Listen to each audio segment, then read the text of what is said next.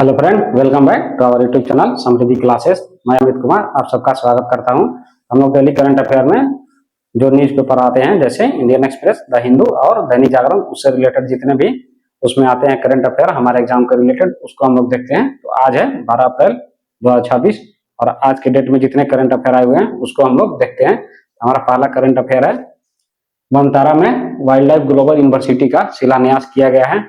यह शिलान्यास किया गया है रिलायंस इंडस्ट्रीज के global wild life conservation organisation उनके द्वारा क्षेत्र है जहां पर हम लोग प्राइवेट एक जू भी देखते हैं जो अनंत अंबानी के द्वारा इस्टेब्लिश है। अनंत अंबानी के द्वारा ही ये जो है इनिशिएटिव इस तरह के लिए गए हैं। इसका बात करें तो दुनिया का यह पहला वन्य जीव संरक्षण और पशु चिकित्सा विज्ञान का समर्पित एक यूनिवर्सिटी है। इसके अलावा देखें तो कोई भी पूरे विश्व में इस तरह की यूनिवर्सिटी नहीं है जहां पर पशुओं को रखा भी जाए और वहां पर उसके बारे में स्टडी भी की जाए। यहाँ पर मेनली जो है आयुर्वेदिक चिकित्सा पद्धति के द्वारा जानवरों को ट्रीटमेंट दिया जाएगा यदि किसी तरह का उनको बीमारी होती है।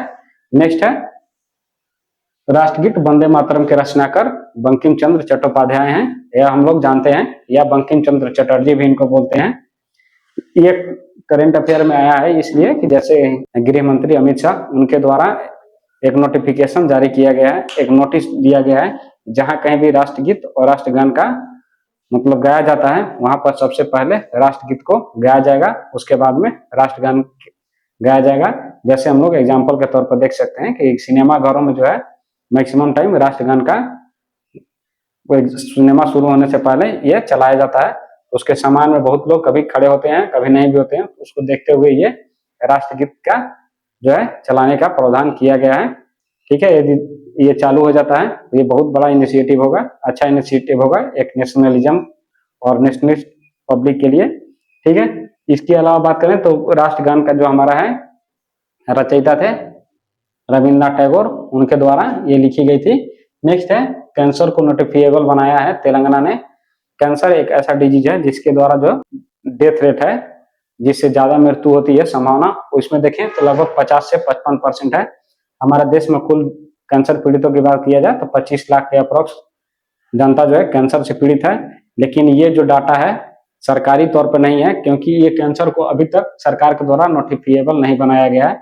नोटिफिएबल का मतलब होता है कि सरकारी या प्राइवेट संस्थानों में जहां भी व्यक्ति इस रोग से पीड़ित होगा यदि जाता है तो उस संस्थान को, सरकारी अस्पताल या निजी अस्पताल को, इनको 1 महीने के अंदर में जो है अपने सरकारी विभाग को, महकमा को इनको नोटिस देना होगा कि हमारे यहाँ पर इतने पेशेंट जो हैं कैंसर से पीड़ित आए हैं।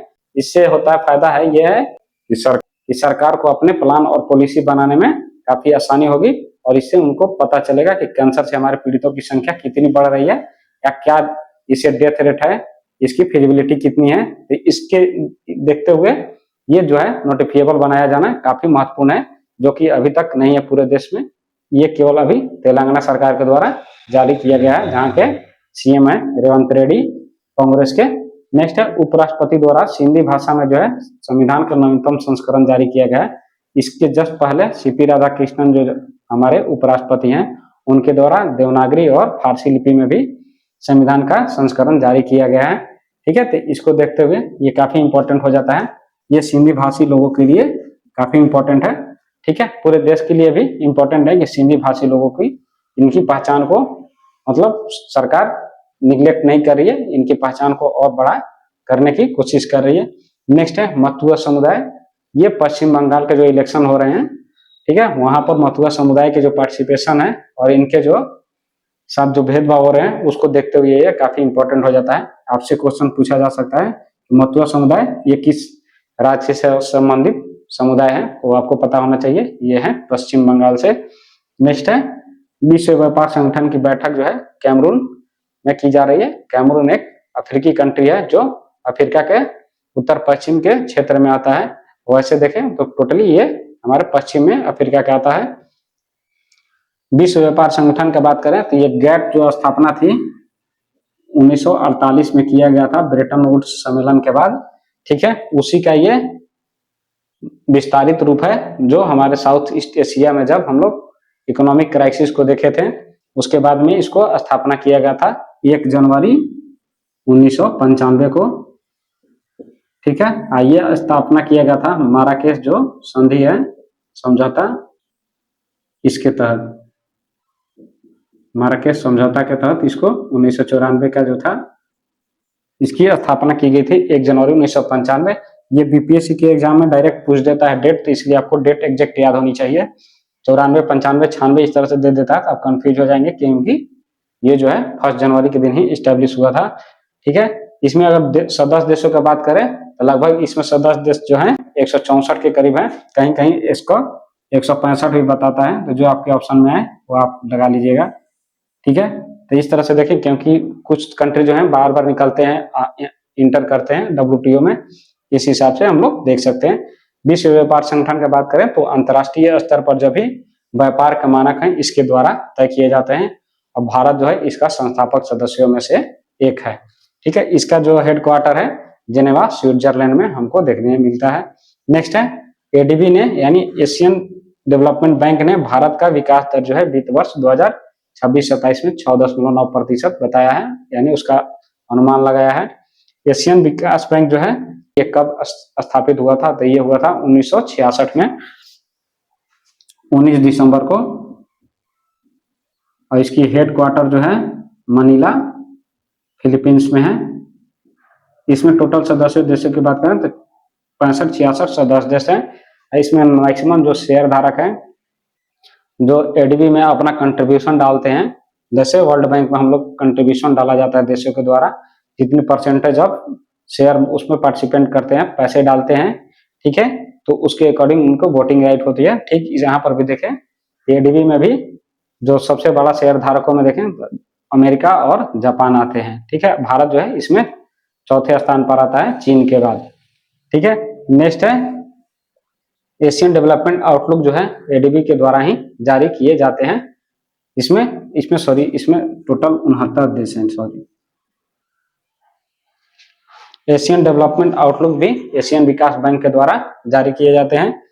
महाभियोग का सामना कर रहे जस्टिस यशवंत वर्मा का हम लोगों ने इस्तीफा देखा 9 तारीख को, और ये इस्तीफा किन को दिए, ये राष्ट्रपति द्रौपदी मुर्मू को समर्पित किए।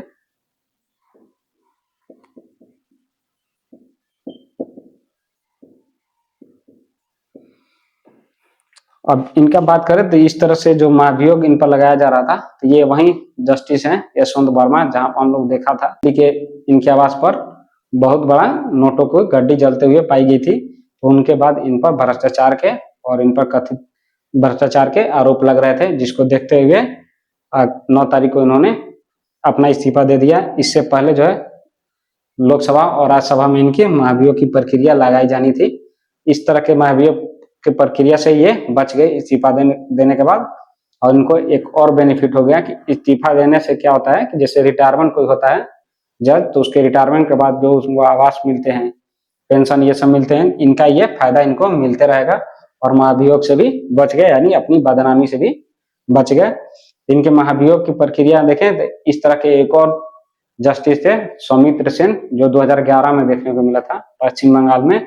उनके पास भी जो है भ्रष्टाचार के आरोप लगे थे, उन आरोपों में वो खारिज भी पाए गए थे, लेकिन जैसे उन पर महाभियोग की प्रक्रिया लगाई जाने वाली थी पद से इस्तीफा दे दिया था। तो इस तरह के देखें तो 2 अभी तक जज हुए हैं, जो आपको जानना जरूरी था।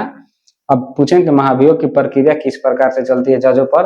यदि किसी हाई कोर्ट के जस्टिस या सुप्रीम कोर्ट के जस्टिस के खिलाफ यदि महाभियोग की प्रक्रिया चलाई जाती है, तो उस महाभियोग की प्रक्रिया के बारे में यदि समझना चाहें तो समझ सकते हैं। जैसे लोकसभा में 100 सदस्यों का और राज्यसभा में 150 सदस्यों का अनुमोदन होना चाहिए। लोकसभा में अध्यक्ष ये तय करेगा कि इस पर लगे गए आरोप जो है वो सही है नहीं, यह इसमें सभापति राज्यसभा में तय करते हैं। यदि ये इन पर लगे गए आरोप को सही पाते हैं तो इस चीज को ये कैरी फॉरवर्ड कर देते हैं, और इसके लिए इनके द्वारा 3 सदस्यीय समिति का गठन किया जाता है। जिन 3 सदस्यीय जो समिति में सदस्य होते हैं उसमें बात करें कौन कौन से सदस्य होते हैं, तो सुप्रीम कोर्ट के चीफ जस्टिस होते हैं, या वहाँ सुप्रीम कोर्ट के कोई भी जज होगा। इसके अलावा हाई कोर्ट के एक जज होंगे, और तीसरे एक जो है न्यायविद होंगे, जो प्रख्यात न्यायविद होंगे, जो जाने माने न्यायविद होंगे, जिनको न्याय की जानकारी अच्छी होगी। इन तीनों की एक समिति के द्वारा इन पर लगाए गए आरोपों की जांच की जाएगी। यदि यह आरोप सही पाते हैं तो इसको ये आगे भेजते हैं सदन में, और इस सदन में, दोनों सदन में, प्रत्येक सदन यानी लोकसभा और राज्यसभा दोनों जगह इसको विशेष बहुमत के द्वारा पारित करना पड़ता है।